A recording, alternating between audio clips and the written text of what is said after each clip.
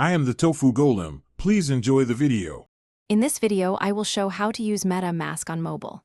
First, open your App Store and install Metamask, then tap Create a Wallet or Import using your seed phrase.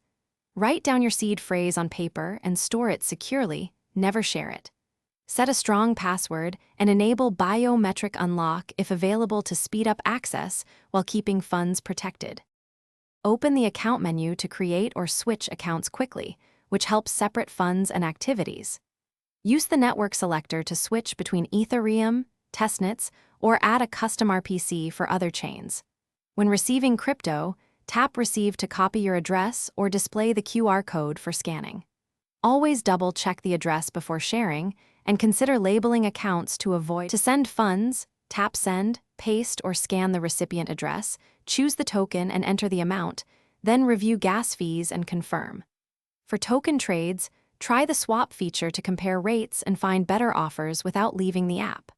Always preview and double-check all details, including the network and address, because reverted or wrong transactions can be difficult to recover. Thanks for watching. Consider subscribing if we helped you today.